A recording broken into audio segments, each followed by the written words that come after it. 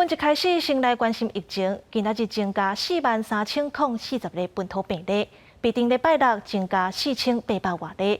今仔日嘛是开放组公费流感疫苗的头一日，因为国内豆豆啊放零防疫，边境嘛要开放啊。医界预估，今年秋凊甲寒冷流感的疫情会比过去2年更较严重，所以未少符合注射资格时代，一透早就赶紧去注预防针，增加保护力。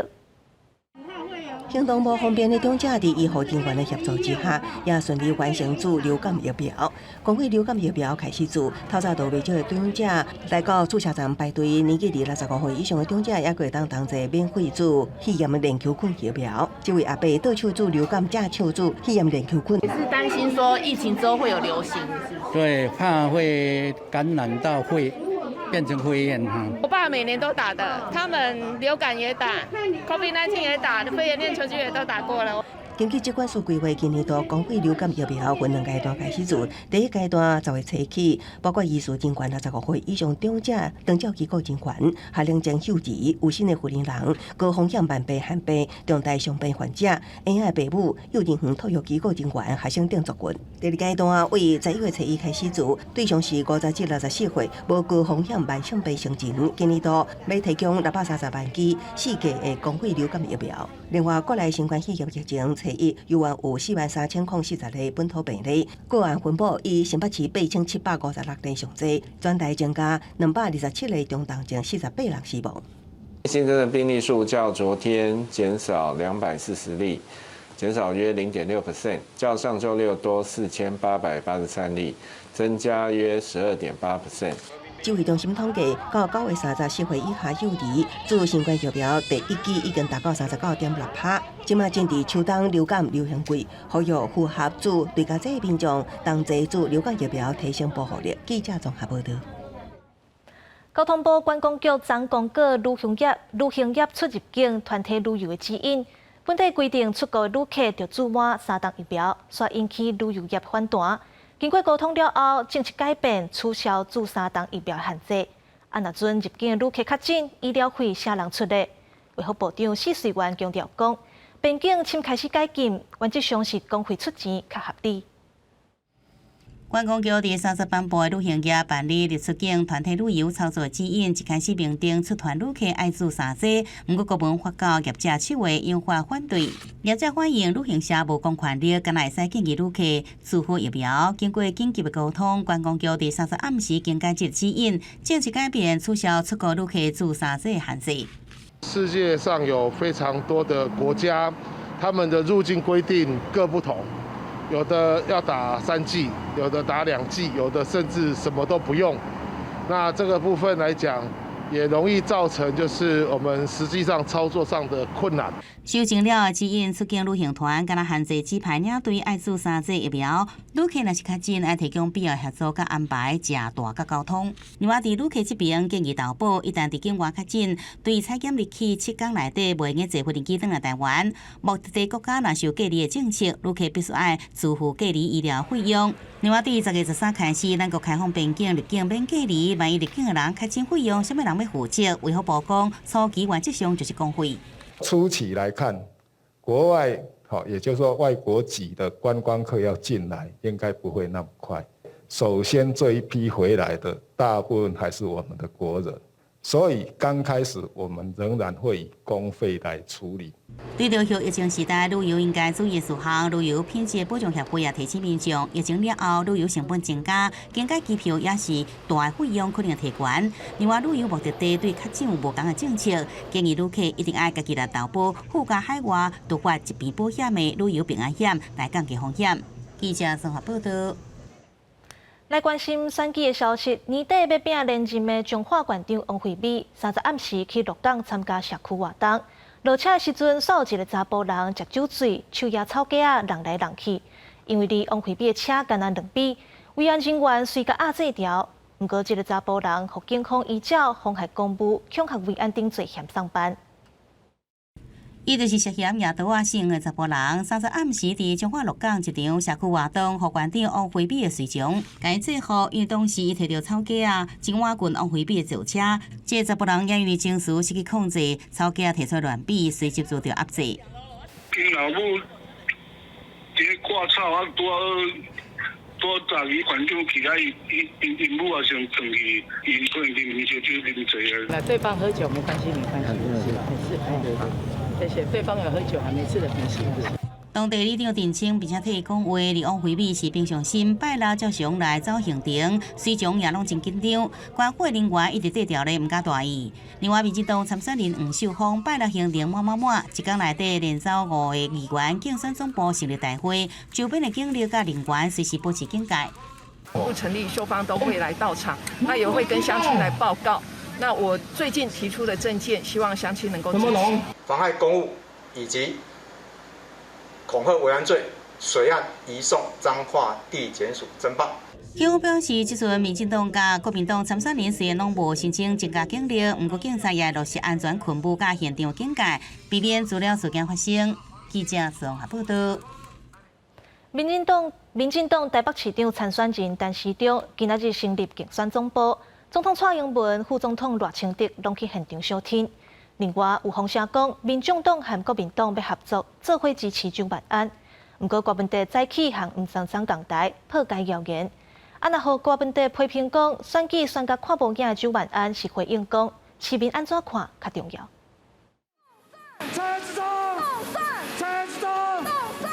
下机啊发声发动选，民进党台北市长参选人陈时中成立竞选总部，兼民进党主席的总统蔡英文甲副总统赖清德、行政院长苏贞昌参竞总主委，前副总统陈建仁拢到场相挺。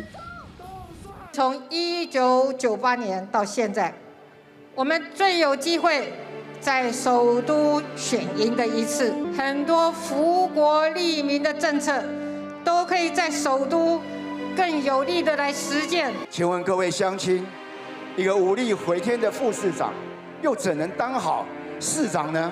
国民党，他们长期认为台北永远是他们的地盘，他们认为只要制造对立、煽动仇恨，国民党就能赢。拜六府选拿了大卡拼场，冲刺年底选战，也毋过北市拿要合作，方案换办案，风声搁起来。民众党主席郭文哲蔡意甲吴珊珊同齐破除团言。两个人之间的信任不需要靠同台来证明啊，然后我觉得也不需要搞这些分化，所以不用再搞这种莫名的传言。我觉得他们两个党不知道在急什么呢。我不敢说在政治口水中有什么存在感，但市民认为的存在感才是最重要的。蒋万安也回击郭文哲政治批评，选举无存在感，也强调选举爱勤走基层，市民才是上大卡。记者综合报道。年底9合1的选举剩个外尾啊，拜六礼拜拿赢的大跳拢出来辅选。新北市长侯友宜奉号做拿赢上强的带头人，今仔日伊嘛参加台北市议员张思光竞选总部成立大会。不过，民进党新北市长参选人林佳龙是批评讲，侯友宜毋若2024年想要选总统，即马搁拍走，卡打相准，绝对会拼。新北市的大母鸡来到这边。本身就有真悬的人气，国民党新北市长参选人侯友宜展现领导气势，30星南下贵阳辅选郭志温，初一下晡则到台北市辅选市议员参选人。侯友宜被称作国民党的领头者，也毋过跨区辅选也引发联想，是不是因为台北的街舞蒋万安无够强，才会斗相共？这样一个肯做、愿意做，我都会满满的支持。所以万安很优秀，我们互相学习、互相砥砺，更共同提出更好的政见，让大台北生活会更好。年底选战愈来愈瓦近，国民党大卡拜六点动起来，包含前总统马英九这人全体拼辅选。不过侯友宜的对手民进党林佳龙是批评，跨区辅选卡打2条船是并准的。咱即摆市长，伊咧口里说的是好好做事，啊，心里想的都是2024。所以啊，咱新北市啊，即摆敢若无市长共款，就咧昨到今仔日。咱的市长也是去高雄，也是去台北。不过侯友宜也表示，双北本来就是共同一个壳啊，不管是交通也是环境议题，拢希望会使斗阵来合作，建构一个北台湾。记者综合报道。罗西亚总统普丁拜五正式宣布，甲乌克兰东部4个地区收做罗西亚的领土。不过，美国和西方的国家拢无要承认。乌克兰总统泽伦斯基嘛宣布提出申请，要加入北约。佮讲无可能佮和普丁谈判。安那联合国安理会谴责罗西亚食掉乌克兰的土地，要怪其公投无效。不过，这案落尾是让罗西亚用否决权挡落来啊。俄罗斯总统普廷当地时间拜五发表演说，指出乌克兰4个人民已经做出选择，经由公投加入俄罗斯联邦。Сегодня мы подписываем договоры о принятии в состав России Донецкой Народной Республики, Луганской Народной Республики, Запорожской области и Херсонской области. Уверен, что Федеральное собрание поддержит конституционные законы о принятии и образовании в России 4 новых регионов.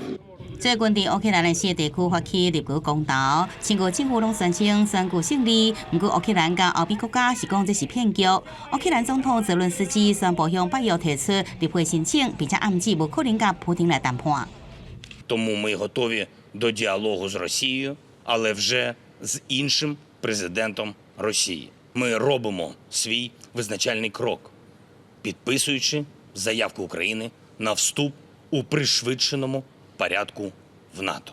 北约會議大門議案拍開，會有30個名國決定是毋是同意。雖然美國國安顧問蘇利文表示，應該喺無同嘅時間處理烏克蘭嘅申請，不過美國總統拜登強調，會提供130億美金嘅另外援助來協助烏克蘭。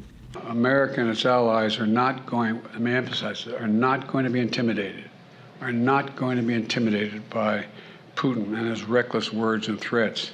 America is fully prepared with our NATO allies to defend every single inch of NATO territory. 聯合國安理會要對立國公投發起譴責，並且宣布是非法無效公投嘅決議。不過表決時遭到上任理事國俄羅斯黨用否決權，以10票贊成、1票反對遭到否決。中國、印度、加平甲巴西4票棄權。公視新聞田慧玲編譯。羅西亞食掉烏克蘭4個地區，引起國際議論。北歐嘅挪威、瑞典甲歐盟攏發表聲明譴責羅西亞，嘛計劃制裁羅西亞嘅新方案。啊，然後羅西亞吞去嘅扎波羅熱，有百姓車隊和俄軍嘅飛彈彈到，上無有23個人死亡。俄羅斯總統普廷宣布將烏克蘭4地區納入俄羅斯版圖，引起國際批評。挪威總理斯托爾表達強烈譴責嘅立場，支持烏克蘭有正當理由對抗俄國軍事行動。Ukraina bestemmer innenfor eget lands grenser, og Ukraina har rett til å forsvare seg mot Russlands militære angrep. 瑞典總理安德森引用國際法批評俄羅斯嘅行為無符合國際法，認定4地區有關屬於烏克蘭。Och Rysslands agerande kommer att få konsekvenser. Jag har idag tillsammans med samtliga övriga EU-ledare kraftfullt fördömt den här illegala annekteringen. 荷蘭總理里特也表示，要透過新一波嘅制裁方案反制俄羅斯。歐盟移民官員是呼籲其他會員國檢索合法短期簽證予俄羅斯公民，封鎖有潛在安全威脅嘅對象入境。不過對申請政治庇護嘅俄羅斯人無佇這個限制。This is clearly an escalation of the conflict, an escalation of the war, and that means also an escalation of the security threat towards the European Union. 日本政府是透過內閣官房長官松野博希表示，要甲7大工業國參國際組織繼續合作，協助烏克蘭對抗俄羅斯。到底普廷宣布並入烏克蘭4個地區同一天，俄羅斯軍隊對烏克蘭發動新一波的攻勢，其中也並入名單的扎波羅熱，和俄軍的防空飛彈擊到，再有平民的車隊轟燒到，至少有26人死亡。烏克蘭內政部長指控普廷是恐怖分子，以有無的鬧火攻擊來宣示併吞烏克蘭國土的消息。公視新聞張淑芬編譯。來關心咱台灣政府推動2030年雙語政策，各編4年100億預算，其中30億要請外國老師，希望提升台灣的國際競爭力。不過學者表示，若准甲外國語言的地位有相關，恐驚顛倒予人看本土語言無，而且相關的規劃太過老草，希望政府會當盡速調整。這個事件之嚴重啊，幾乎就是國安級的事件。學者正煩惱，因為政府希望將台灣打造成做雙語國家，推動2030雙語政策，不過相關的規劃可能無法度達到預期效果，甚至會讓其他本土語言被弱化。它是很重要的國際上的語言，在我們的國家，它不是最重要的語言。但是你把它的地位拉到最重要的地位的时候，所以在价值上，你给人民一种感觉，它的价值是超过我们自己的语言，那它自然的就会把它就在这个本土语言上本来应该付出的这个时间精力，跟它应该要有的价值就贬低了。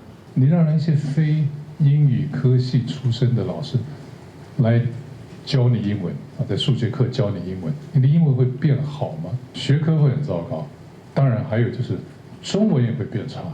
学者指出，并不是要求莫学英语，但是要有合适的语文相关政策，而且教育现场已经出现外劳现象，比如国文老师的教程是考英文，教程的双语权录取率比一般要搁较悬，这种发展影响是学生的学习品质。如果是美术老师，不是艺术相关科系比较吃香，而是英语科系，因为英语科系它有加一些分数，数学本身就有双峰的一个现象。我如果在数学课又加上用英语的一个教学，那他对于数学的学习是会更好还是更坏？双语的部分让他原本的一个知识是贫乏的，那其实对学生的一个素养能力的一个提升，其实是一个很大的一个挫伤。经济学者联合发表新册，希望因为语言文化甲教学等全面切入，提供政府相关单位伫双语政策的思考甲调整的时阵，应有更较侪依据。记者综合报道。来看高雄中家病院为1986年到今协助927个人捐器官代替，予3600多名患者受惠。不过因为新冠疫情的关系，捐器官的人数减少真济。全台湾等待换器官的病人，到今煞阁有上万人。重点线头前，第八轮出兵选手小翔拍拼冲到位，伊是高雄市警署第八轮出兵的选手代表。去年诊断出得着恶性的脑瘤，一直出入病院治疗，一直到最后一摆，小翔因为发烧住院，确实出现严重的呼吸衰竭。为了让热心的小翔为爱人间，出来的人决定捐赠小翔的器官。毕竟是自己的小孩，然后我们觉得他应该是可以认同的，对，那我们就想说，就这样子做好了。高雄中基这30几年来协助927人完成器官大体病理捐赠，也予3600多名病人受到帮助。不过新冠肺炎疫情影响，去年全国器官者只有200多人，而等待移植的病人却是拢在上万人。没有机会见到，或者只是短暂的让他们见一下面，所以在这个器官捐赠的活动中就慢了许多。疫情较热，高雄中基在8日下晡举办实体器官感恩追思会，也经由献花感受器官者甲家属无私的奉献，更加希望疫情慢慢降温了后的未来，器官的人数搁再增加，互良心的爱该延续落去。记者综合报道。天气报你知，明仔载台湾各地外岛地区拢是热温好天的天气，而且真烧热。气象局也发布高温警示，湘北甲南部地区的高温可能会冲到36度以上。过到西半部山区会落地渐好。明仔载天气变化，做伙来看天气资料。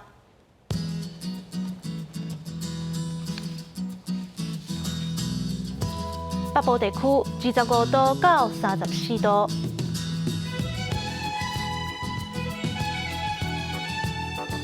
中部地区24度到34度，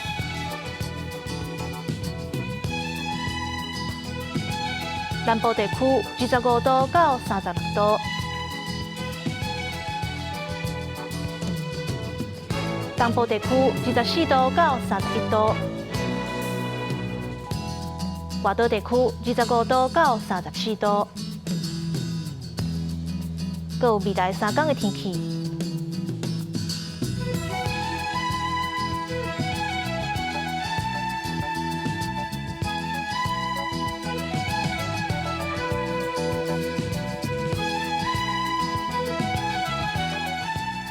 台湾欠工的问题愈来愈严重，原因真复杂。不过有一群少年工班，因想要改变社会对做工的印象，希望让大家了解靠双手讨赚，毋但实在，嘛值得尊敬。稍等7点半，青春咱的梦，带大家来看这群少年家安怎行出新的路。感谢你收看今仔日的 AM 新闻，我是陈怡真，明仔载同这个时间，咱再会。